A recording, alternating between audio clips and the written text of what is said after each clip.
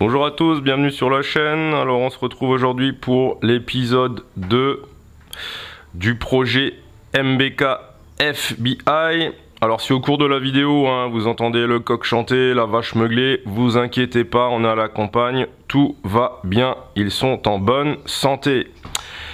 Alors, qu'est-ce qui s'est passé depuis la dernière fois, c'est-à-dire il y a 2 semaines? Eh bien, je me suis lancé à fond dans la modélisation 3D avec Fusion 360.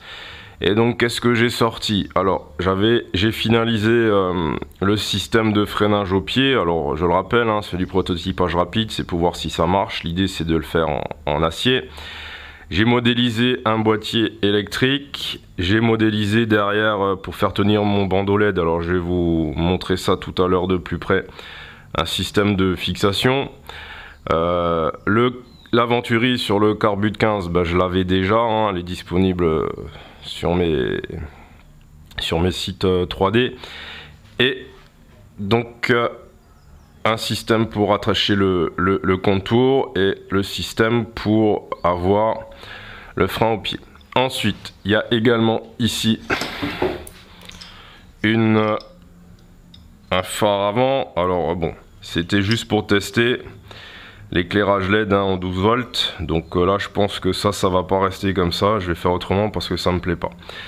Concernant les couleurs, ne vous inquiétez pas non plus. J'ai des vieilles bobines qu'il fallait que je tue, donc là comme c'est des essais, c'est pas la couleur définitive. La couleur définitive va dépendre donc comme je disais la dernière fois de la 3e couleur que je vais choisir. Donc là je suis parti sur bleu vert et il y aura une 3e couleur, donc je pense que les pièces en plastique imprimées en 3D auront la même couleur que la 3e couleur de peinture que je vais choisir. Voilà. Alors première chose dont on va parler, la poulie lanceur. Alors avant de me lancer dans la modélisation de la poulie, son impression, comme il y avait quand même pas mal de matière et je voulais pas trop me louper et en gaspiller, j'ai d'abord modélisé l'écrou en acier. Alors c'est un écrou en M11 x 100, donc 100 c'est le pas à gauche, ok. Alors pourquoi j'ai fait ça? Parce que j'ai d'abord voulu faire des tests de jeu fonctionnel sur mon filetage. Donc ceux qui ont déjà essayé d'imprimer des écrous et des boulons avec l'impression 3D, ils savent que entre la modélisation et l'impression, il y a une erreur, on va dire, qui est due à la précision de la machine, et parfois il faut rajouter du jeu fonctionnel sur le filetage. Donc là, j'ai dû en rajouter pour imprimer la pièce en PLA, et comme je n'utilise pas la même machine pour imprimer l'ABS, je n'ai pas eu de problème avec la pièce en ABS. Donc je suis parti sur l'écrou en ABS parce que le PLA vers 60 degrés il ramollit, et donc il nous faut quelque chose qui tienne quand même relativement bien à la température pour pas que ça se casse, ça se dévisse si jamais la pièce venait à tourner. Donc quand j'ai validé mon filetage sur ma pièce en ABS, j'ai modélisé une poulie, et donc je suis parti sur l'idée qu'avait émis Xidorf de faire une pièce tout en un, facile à monter. Alors finalement il l'a redit dans la dernière vidéo, c'est pas une bonne idée, d'une parce que quand vous serrez, comme c'est tout en un, vous avez du mal à plaquer la poulie contre le volant et vous n'arrivez pas à avoir une bonne prise, ok. Donc quand vous n'avez pas une bonne prise, vous forcez, et donc moi, alors je sais pas maintenant si c'est à cause de ça que ça a cassé, mais là vous voyez, il y a une ligne ici, j'ai imprimé la pièce comme ça, j'ai 2 couches qui se sont décollées, j'ai un problème d'adhésion entre les couches juste au milieu. Alors je sais pas si c'est parce que j'ai serré trop fort ou si c'est un problème de réglage sur la machine. Donc là j'ai eu une autre mauvaise idée, je me suis dit bon, je vais coller ça à la Loctite, ok. Et en fait, visiblement, il y a un produit chimique dans la Loctite qui n'est pas compatible avec l'ABS, en tout cas qui a ramolli l'ABS. Donc, gros échec, on va dire. Donc, du coup, je suis revenu sur une solution plus traditionnelle. Donc, écrou poulie en 2 parties, d'accord. Et là, il y a un autre problème.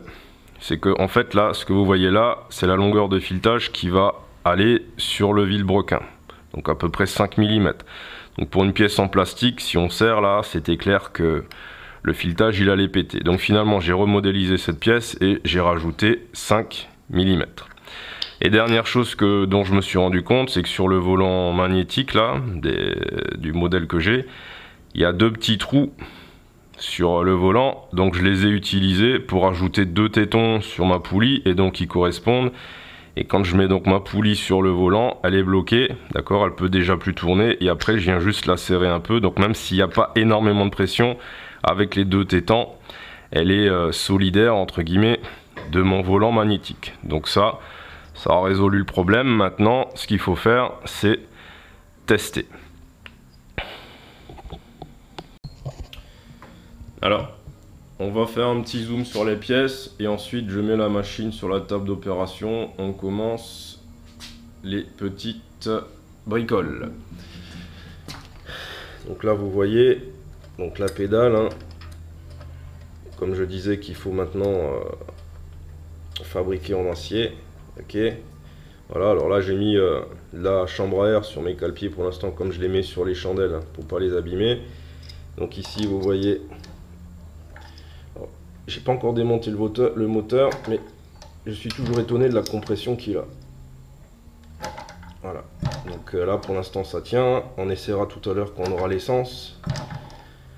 Vous voyez ici le cache de filtre à air style Venturi, le boîtier électronique avec le trop plein de fils. Donc ça c'est ce qu'on va essayer de modifier en premier aujourd'hui. Vous avez ici donc le ruban LED qui n'est pas collé, d'accord, mais qui est fixé simplement avec les 2 petits capuchons que j'ai fait là. Vous avez ensuite le support du contour. Vous avez ici le support pour le contacteur de frein. Donc du coup j'en ai mis un que sur le frein avant. Et il vous reste devant, alors ça c'est pas quelque chose qui va rester comme ça, hein, c'est juste pour le test. Donc ici on va venir fixer ça là. Voilà, mais il faut faire encore le branchement. Donc je cherche une plaque, hein, style motocross avec 2 petites lumières qui pourra aller dessus. J'ai pas encore trouvé ça, j'aimerais ça pas cher. Si vraiment j'arrive pas à la trouver, je pense que je vais la fabriquer moi-même. On met la mobilette sur la table et on se retrouve tout de suite après.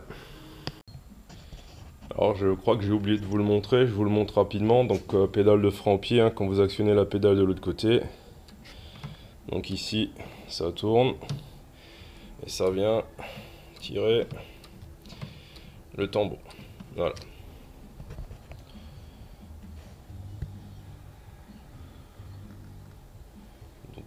Simplement une gaine, hein, le câble que j'ai fixé sur le bras oscillant derrière l'emplacement pour le cadenas. Donc voilà, on est sur la table, on a tout ce qu'il nous faut, poste à souder, les outils, la pince à dénuder. Donc qu'est-ce que je vais faire? Je vais démonter la barre de cale-pied, j'ai dit je la gardais pas, je vais refaire le câblage. Alors, j'ai des Wago là depuis un moment, donc je ne sais pas si je vais utiliser les Wago. Sinon, j'ai trouvé la version Legrand qui est plus petite, donc je pense que je vais partir là-dessus. Je vais tester ça. Alors j'entends déjà ceux qui me disent ouais, ça c'est pas bon, gna gna gna. Donc bon, hein, je suis dans le proto, hein, je vais pas faire 100 bornes sur la route avec la mobilette, et puis ça sera dans le boîtier électrique. Donc on va voir ça. L'idée c'est de virer un maximum de fils et de cosses. Qu'est-ce qu'il y a à faire? La selle, donc là j'ai un souci là que je n'avais pas la dernière fois, donc je vais essayer de résoudre, le résoudre, essayer de la mettre bien à niveau. Et je pense que si j'arrive à faire ça aujourd'hui, et peut-être aussi, voilà, j'ai acheté des vis BTR, peut-être changer les vis sur mon carbu pour que ce soit plus confortable à démonter quand il y a un petit souci, s'il faut changer le gicleur ou quoi, parce que le tournevis, j'aime pas ça. Et on va suivre les conseils de LG Motorsport. Voilà, je passe en timelapse et on se retrouve tout à l'heure.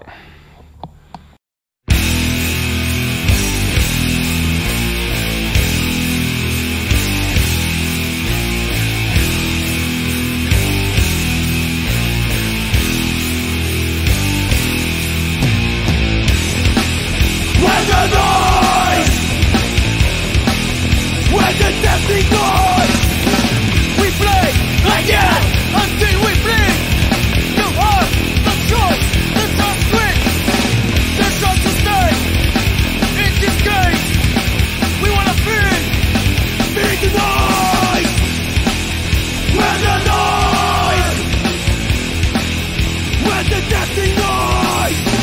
Feel it in your flesh, feel it in your mind. We wanna see this floor all along your body. We wanna hear you scream. Where the noise, where the deafening noise.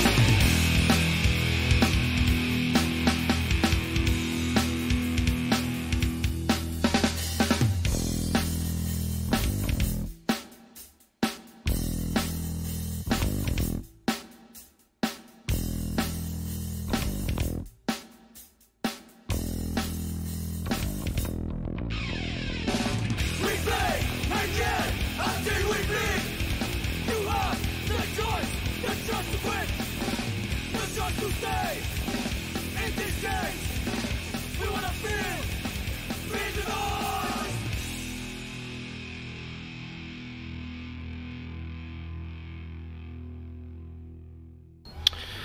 Alors voilà, ça fait presque 2 heures que je bricole là et je viens de me rendre compte que j'ai oublié de tirer le câble pour le feu avant. Donc j'ai une soudure à faire, donc je vais la faire. Et bah je suis de nouveau parti sur une fausse bonne idée, je dirais, parce que finalement ma boîte elle est trop petite. Donc là j'ai oublié de brancher le feu avant et j'ai déjà plus de place pour ranger les éléments dans la boîte. Donc je pense qu'il va falloir que je fasse une petite boîte plus grande. Donc je pense que je vais l'agrandir là sur le côté de 1,5 cm et puis peut-être aussi 5 mm en bas. Donc je monte le feu avant et on se retrouve après.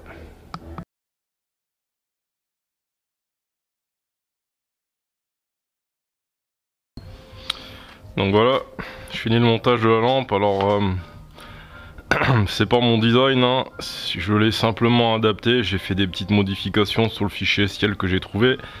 Mais là ça me satisfait pas. Je trouve qu'elle est beaucoup trop en avant. Alors je comptais au départ couper un petit peu ici, mais je pense que finalement je vais faire sauter toute la fixation et faire une plaque pour coller, pour en coller deux. Voilà, au plus près de la fourche. Donc comme je disais, bah, j'ai oublié de tirer le câble, donc ça va rester comme ça pour l'instant. Et comme là il faut que j'arrête, ce qu'on va faire, on va faire un branchement provisoire. Donc là on est de nouveau sur une fausse bonne idée, hein, finalement. Et je vais aller chercher de l'essence parce que j'aimerais quand même aujourd'hui encore tester le système qu'il y a ici. Donc je finalise le branchement de la lampe devant et on va essayer de démarrer la mob. Bon voilà, j'ai branché provisoirement la lampe arrière et vous voyez, j'ai même pas encore mis le fusible et j'ai toujours le même problème, ça me fait trop de fil. Donc finalement, mauvaise idée. Là, faut que j'isole rapidement.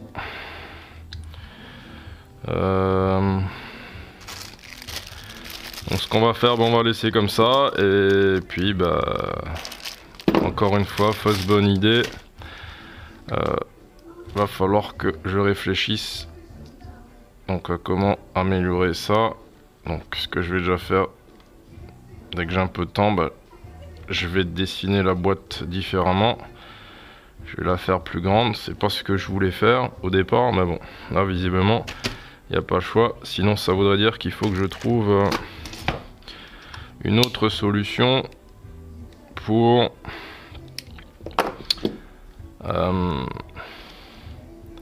réguler ma tension.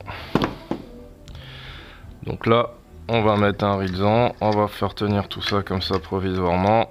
On va aller chercher de l'essence. Je descends la mob et on essaye de démarrer avec le lanceur. Et après il faut que je m'arrête, donc j'aurai même pas eu le temps de changer les vis sur mon carbu. A tout de suite. Alors, petit détail hein, que j'ai oublié d'énumérer, donc je voulais utiliser ça. Donc sur un connecteur on peut doubler 1, 2, 3, 4, 5 prises, c'est des prises Legrand, mais en fait c'est pas prévu pour des fils souples. J'avais pas capté, j'ai pas fait attention, donc j'ai étamé mes fils, mais ils sont pas assez solides pour les rentrer. Donc ça c'est prévu pour du câble avec une âme en cuivre, hein, pas tressé, rigide. Donc là j'arrivais pas à faire tenir mes fils. Donc c'est pour ça que finalement j'ai utilisé les Wago, mais les Wago ils sont grands. D'accord, donc faudrait que je vois si je trouve des Wago plus petits. Sinon, eh ben, dans l'immédiat je vais agrandir la boîte, hein. Ça sera le plus simple. Et ça, on va tout rentrer dedans. Ça sera peut-être pas le plus esthétique, mais au moins ça sera fonctionnel. Donc ça y est, j'ai installé la nourrice. On est prêt pour le test. J'espère que je me suis pas trompé non plus dans mes branchements. Sinon ça claque. J'ai pas mis le fusible. J'ai pas vérifié avant. Donc là c'est du brut. Donc pour l'instant la lumière normalement sont allumée. Le coupe-contact il est ok. Donc on va y aller pour un premier test du lanceur. Donc là c'est du direct. J'ai jamais testé. Seulement monté.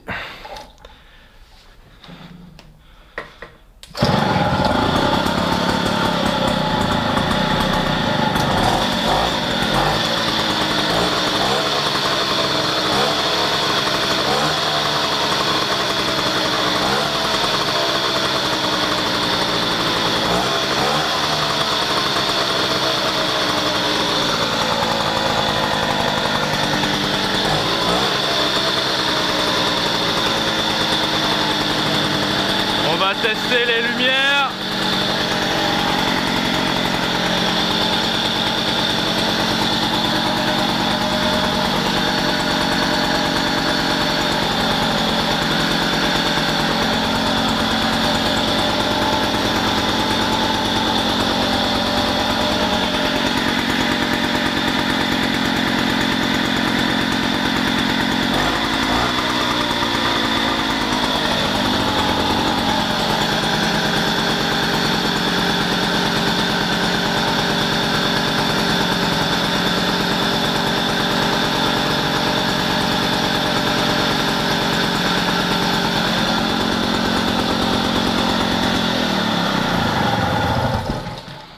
Alors, niveau du lanceur, ça a marché. Donc je vais le retester, hein, voir ce que ça donne.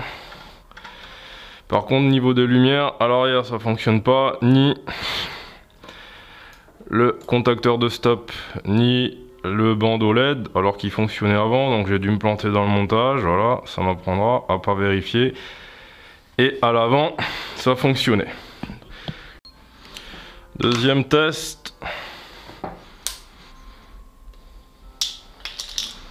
Bon, j'ai fait le feignant, hein. J'ai récupéré l'essence de la débroussailleuse. Ça explique peut-être pourquoi ça fume autant. Allez, deuxième essai.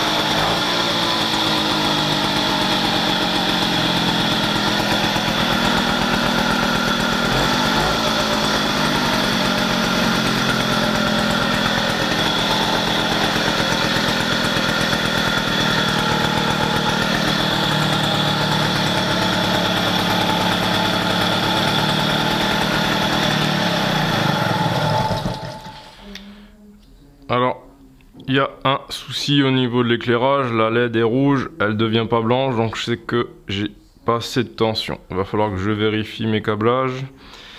Vous avez vu, hein, lanceur chinois, deuxième fois, la corde je l'avais déjà dans les mains. Un dernier test et on s'arrête là pour aujourd'hui.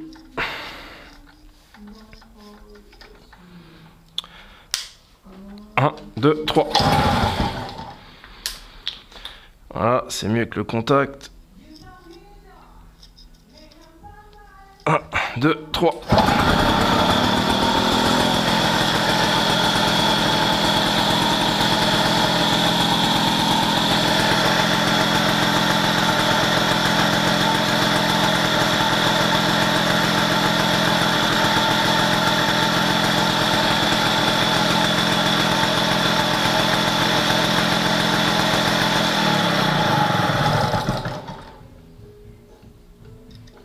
Bon, alors pourquoi je voulais absolument un lanceur là-dessus, c'est parce que comme vous le voyez, hein, chaque fois que vous voulez faire des essais, bah, si vous avez rien pour la démarrer comme ça, vous êtes obligé chaque fois de descendre la mob des chandelles, la pousser, la démarrer, revenir la poser sur les chandelles. Au bout de, vous faites ça 3-4 fois, vous avez le dos pété. Voilà, donc là c'est beaucoup plus facile. Donc l'idée, c'est pas de le garder tout le temps dessus, hein, encore que si ça tient dans le temps, pourquoi pas. Mais c'est surtout quand vous avez des tests à faire, là, voilà, c'est sur chandelle. Et donc, avec la poulie lanceur, vous passez pas votre temps à descendre la mob, remonter la mob, descendre la mob, rebonder la mob, voilà. Donc là, je vais pouvoir bricoler sur mon faisceau électrique, voir où je me suis trompé, parce que forcément, je me suis trompé quelque part, ça marchait la dernière fois. Et donc on va s'arrêter là. J'espère que cette vidéo vous aura plu. Donc j'ai oublié de vérifier le contour. Mince, on va le faire tout de suite. J'ai pas vérifié s'il fonctionnait.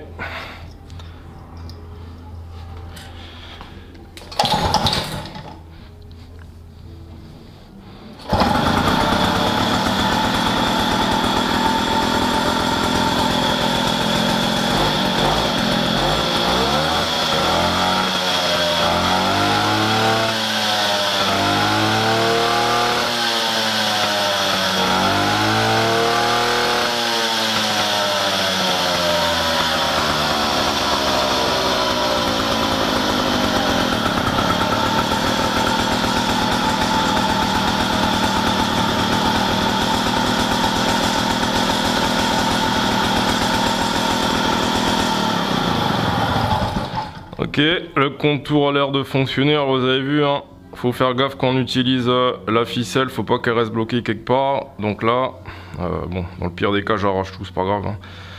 Hein. On est dans la phase de test. Donc n'hésitez pas à me laisser vos commentaires en vidéo.